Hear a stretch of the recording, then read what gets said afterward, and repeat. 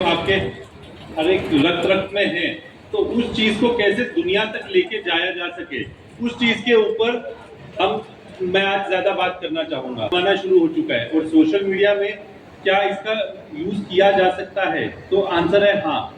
आज कोई भी न्यूज, कहीं पर भी कुछ ट्रेंड्स हो रहे होते हैं, तो मेरे को लगता है सबसे पहले गूगल ट्रेंड्स करके एक ऐसी चीज है जिसको आपको कंटिन्यूसली फॉलो करता रहना चाहिए, कि मतलब जिस चीज को आप फॉलो करते हैं तो वहां से आपको इंफॉर्मेशन मिलती रहे कि what information you want to सी।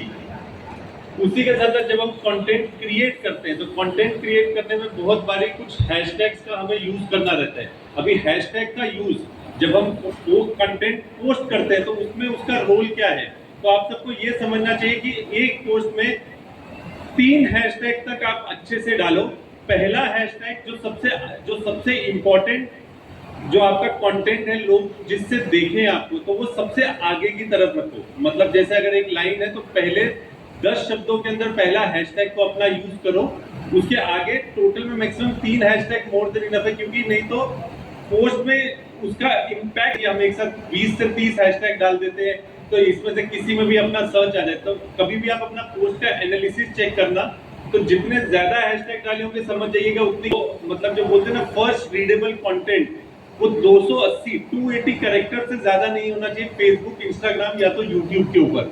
उसके बाद क्योंकि वो हमेशा मोर के ऊपर चला जाता है, तो मोर का कंटेंट एल्गोरिदम पकड़ता नहीं है। तो जो आपका जो इंपॉर्टेंट कंटेंट है उसको कोशिश करिए वो आगे रखने के लिए। लंबा कंटेंट जरूरी नहीं है कि आपको हमेशा हर एक चीज आउट कंटेंट, और आपको जो बोलना है उसका रखिएगा।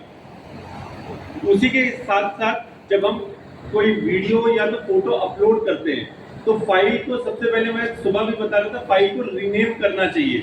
ये इमेज किस चीज की है, जैसे अगर एग्जांपल अभी हम सोचते हैं कि अपने सोशल मीडिया के ऊपर डालना चाहिए, तो फाइल का नाम क्या होना चाहिए, वॉइस ऑफ मीडिया अधिवेशन। जबकि जब हम अपने फोन से क्लिक करते हैं तो फाइल का नेम क्या रहता है, 1.jpg 0064.jpg। मतलब जितने फोटोज आपके फोन में खींचे गए हैं वो उसके आगे एक एक इंक्रीमेंट होता जाता है। तो वो फाइल का जो नाम है वो लोगों को कभी समझता ही नहीं है कि हम कहना क्या चाहते हैं। तो फाइल को जितना प्रिसाइज नेम देंगे उतना इंपॉर्टेंट है।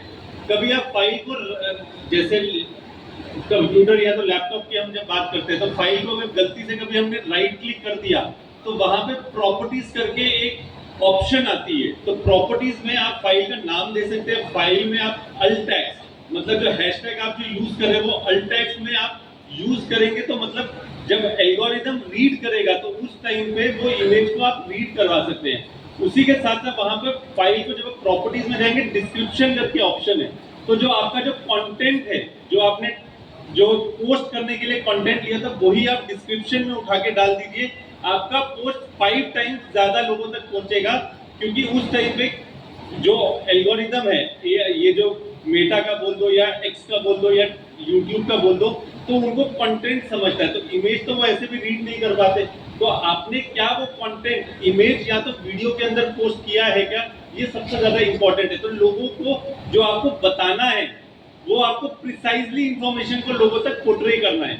तो ये कुछ चीजें हैं। अभी इसी के साथ साथ आज क्या एआई कोई रोल प्ले कर सकता है क्या, जो आप इमेज आप अपलोड कर रहे हैं, तो उसको अगर आप इमेज की क्वालिटी को थोड़ा और स्ट्रेंथन करना है तो आप इमेज को स्ट्रेंथन करो, तो एआई का रोल उसके अंदर हो सकता है। शॉर्ट डिस्क्रिप्शन, पोस्ट में क्या पोस्ट में आगे लिखना है वो आपको आज एआई आपको मदद करके देगा।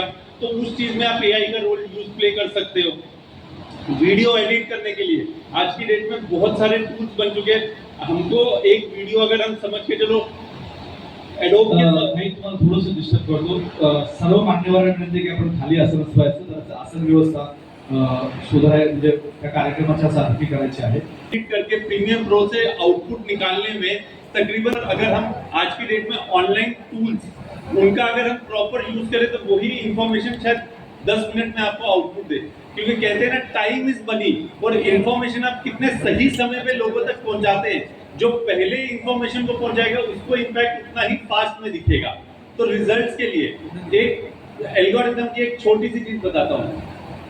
आपका पोस्ट अगर पहले 1 घंटे में 5,000 लोगों तक पहुंचा तो वो समझ के चलना वो आपका 1 मिलियन पोस्ट भी पहुंच सकता है। तो हमारा फोकस एरिया किस चीज के ऊपर रहना चाहिए, पहले 1 घंटे में हम कितना ज्यादा लोगों तक पहुंचा पा रहे हैं तो उसका इम्पैक्ट कितना गिरेगा। तो अब सबसे बड़ा क्वेश्चन आता है 1 घंटे में 5,000 व्यूज लाना कैसे। हमारे हर एक पोस्ट में 1,000 व्यूज नहीं आते और हम कह रहे हैं कि 5,000 व्यूज एक साथ आ जाए। तो उसके लिए ये जो बेसिक जो पीछे की जो मैंने चीजें बताई वो इम्प्लीमेंट करो। दूसरा, आपके पास दुनिया का सबसे आज की डेट में इंपॉर्टेंट टूल आपके फोन में है, वो है व्हाट्सएप। व्हाट्सएप के ऊपर ग्रुप्स के अंदर कम्युनिटी क्रिएट कीजिए या मतलब आप ब्रॉडकास्ट लिस्ट के माध्यम से लोगों को भेजिए। तो जितना आप ये इंफॉर्मेशन लोगों को डेसिग्नेट करेंगे, लोगों तक पहुंचाने का प्रयत्न करेंगे, उतना रिजल्ट आपको ज्यादा आउटपुट देगा। कुछ लोग कहेंगे कि क्यों ना 5,000 का ही अगर हमें नंबर चाहिए तो हम पेड एडवर्टीजमेंट शुरू करें। शायद आप कर सकते हो। 80 रुपए या 100 रुपए के अंदर मेटा, फेसबुक और इंस्टाग्राम आपको तकरीबन 100 रुपए के अंदर आपको कम से कम 25 से 30,000 की आपको विजिबिलिटी देता है अगर आपको करेक्ट टारगेट ऑडियंस के ऊपर टैप करना है। इनिशियली आपको अपनी टारगेट ऑडियंस को कहते हैं, पुराने जमाने में तो टीवी का हर एक एपिसोड का एक टाइम फिक्स रहता था, एक शो का एक टाइम फिक्स रहता था। तो उसी प्रकार से जब आप मीडिया के ऊपर, सोशल मीडिया के ऊपर कुछ आप पोस्ट करते हो तो एक टाइमिंग बहुत इंपॉर्टेंट है। मैं ये नहीं कहता कि अभी आपको पोस्ट करना चाहिए, दिन में आपने कोई भी टाइम फिक्स करो, उस टाइम पे अपनी टारगेट ऑडियंस को डेली पोस्ट करो। 15 दिन के बाद आपको 16वें दिन इसका रिजल्ट दिखेगा कि मतलब समझ के चलो शाम को 7 बजे अगर आपने पोस्ट किया है तो 15 दिन लगातार शाम को 7 बजे पोस्ट कीजिए। 16वें दिन से उसका आपको इम्पैक्ट दिखना शुरू हो जाएगा, क्योंकि एक लॉयल बेस, जो कस्टमर बेस, जो हम व्यूअर बेस जिसे हम कहते हैं, तो उनको ये समझ आना शुरू हो जाता है कि अच्छा, जो आप एक ही समय पे हमको इन्फॉर्मेशन देंगे तो वो आपके साथ हमेशा के लिए जुड़ना चाहेंगे। तो अगेन गूगल का जो AI है या मेटा का AI है वो आपको बहुत आगे तक प्रमोट करेगा। तो इन चीजों के ऊपर आप ध्यान दीजिए। अब क्योंकि मैंने टाइमिंग के ऊपर बात की है, तो टाइम किस टाइम पे आपको पोस्ट करना चाहिए, दोपहर और शाम, इन 3 समय में से कौन सा समय आपके लिए सबसे बेस्ट है। देखिए, पोस्ट करने का पहला सबसे अच्छा समय है 7 बजे से लेकर 9 बजे तक।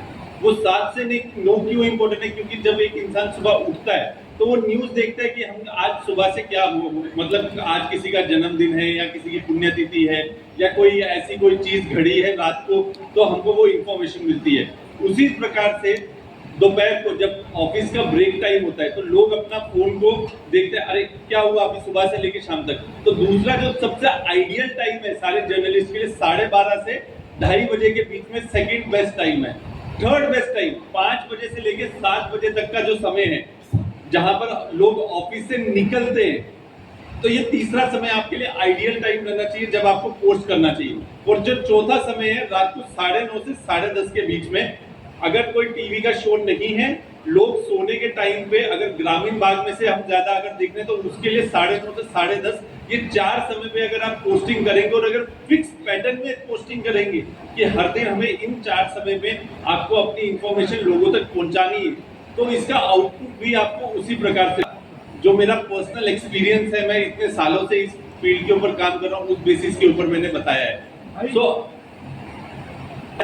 जो भी करें एक समय पे करें, प्रॉपर कंटेंट का यूज करें। ज्यादा बड़ा कंटेंट लिखने की जरूरत नहीं है, 280 कैरेक्टर के अंदर पूरा कंटेंट को खत्म करने की कोशिश कीजिए। अभी तो एक्स के ऊपर भी, मतलब अगर आपने वेरीफाइड किया है तो आपकी कैरेक्टर लिमिट खत्म हो जाती है, बट जो फर्स्ट विजिबल स्क्रीन है उसी के अंदर से जो कंटेंट दिखेगा उसका आपको आउटपुट मिलेगा। ये कह के मैं अपने शब्दों को विराम करूंगा। धन्यवाद संदीप जी, मुझे बोलने का मौका देने के लिए। Thank you.